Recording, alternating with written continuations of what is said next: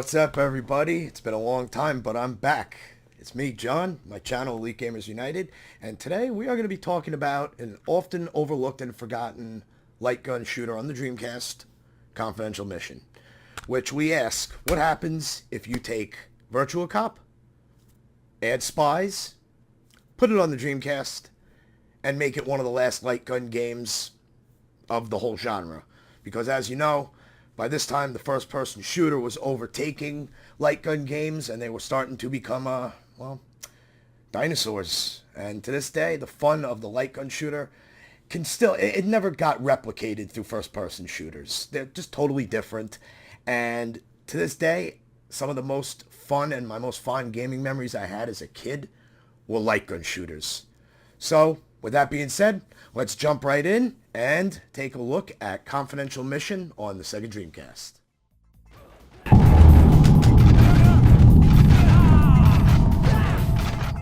Developed on the Naomi architecture, Confidential Mission looks just as nice as any other Naomi-based game. Sporting that typical Naomi-looking style, Confidential Mission has a bright color palette accented with an unusual amount of browns and grays, more so than its Virtua Cop predecessors.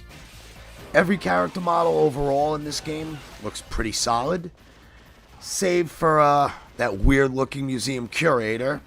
Other than that, the animation, every enemy reacts to where you shoot them, just as it did in Virtua Cop and Virtua Cop 2, and even House of the Dead. They flail about everywhere you place your bullets, all running at a beautiful 60 frames a second, as does most of the Naomi and Sega arcade games of the 2000s and the late 90s. The environments in this game, they're going to take the player from a museum to a train, all while ultimately bringing you to the enemy base and other sub-areas in between. All looking superb and unique while being pretty bland and nothing out of the ordinary all at the same time. Not to say there's anything wrong with this.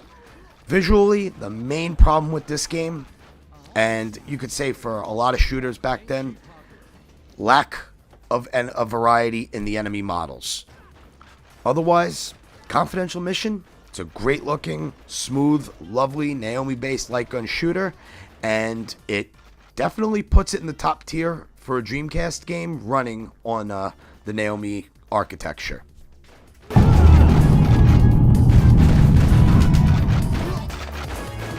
Going to Confidential Mission's audio department, the sound and the music is really nothing we haven't heard before.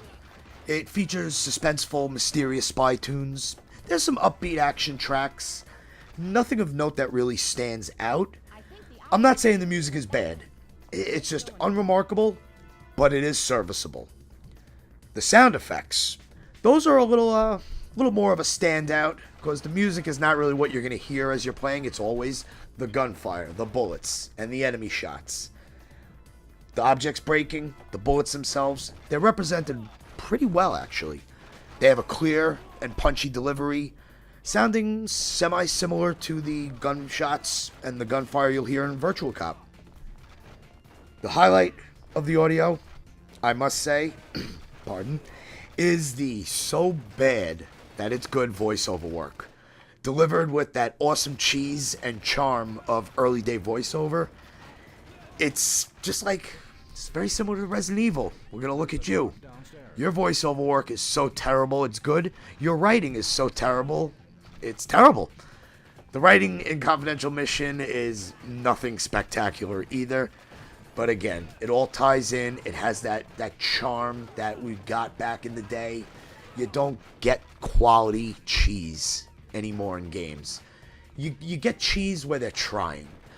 Confidential Mission, they just did what was done.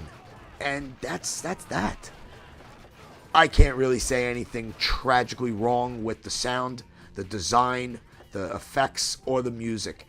It all works. There's nothing more you could ask for in a light gun shooter from the early 2000s.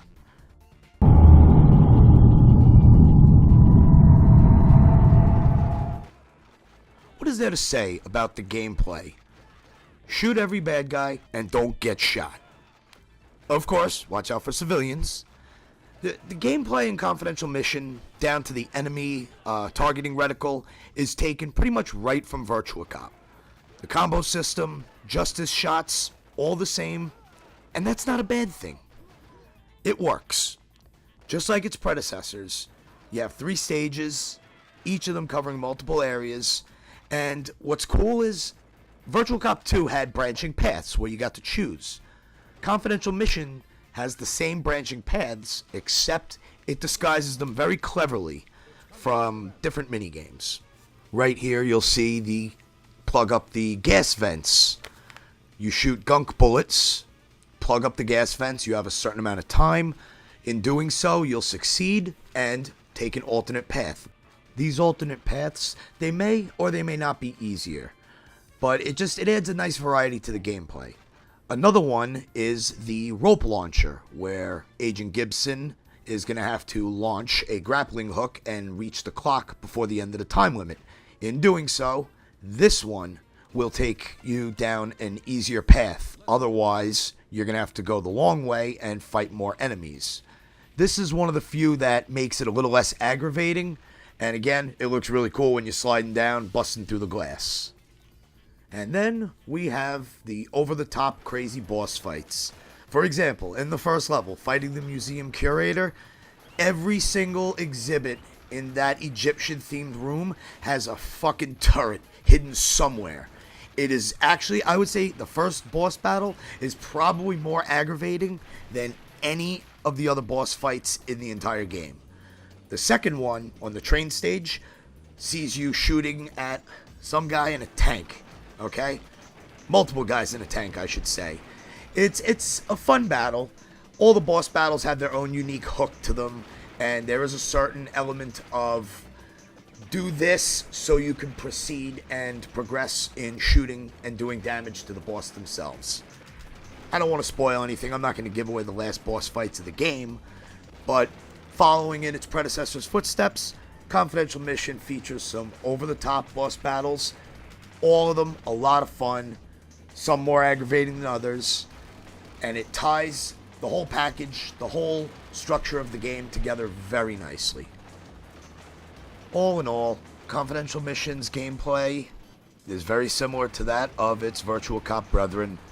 Multiple paths, different weapons, kill, kill, kill, over-the-top boss battles, a lot of cheese, a lot of fun. When you're done, the game has a mode called Another World, where it basically runs you through the game, yet again, with totally different enemy patterns. They don't come out of the same places. They're not the same enemy types. I mean, just the look of them would be a little different. And it gives some replayability to the game, as well as an agent training mode to help you acquire the best score, shoot with the best accuracy, and get the highest grade at the end of each mission. So what more is there really to say about Confidential Mission? It's a fucking light gun shooter. You turn off your brain, you get your gun, you go on your CRT, and you shoot, shoot, shoot, and you have a blast for an hour or two with one of your buddies, or by yourself, or dual wielding the guns. It doesn't matter. The gameplay is, it's hard to fuck a light shooter up. A light gun shooter up. It really, really is. And Sega, yet again with Confidential Mission, pulled off an exciting, fun, arcade light gun shooter. Thank you, Sega. Well, that's how I feel about Confidential Mission. It's a very competent, it's a fun light gun shooter from the early 2000s by Sega. You know, they were pedigreed in shooters. I mean, come on, look at the Virtua Cop series. Well, see, here's the problem, though. It didn't hook me the way Virtua Cop did. I don't know what it was missing, but it was missing something. And the best thing I could really give it is that it just took the same formula, didn't really shake it up too much, and just put spies and, you know, terrorists, world domination as the backdrop. It is not a terrible game in any regard. It's actually quite a very good game. But does it have that long-lasting charm like Virtual Cop does? No, it doesn't. I didn't nearly play this game as much as I played Virtua Cop 1 and 2, and I still really don't know why. It's got to be the lack of it's just got to be it's missing the charm. It's missing just that one little ounce of extra spirit. Is some shit like that.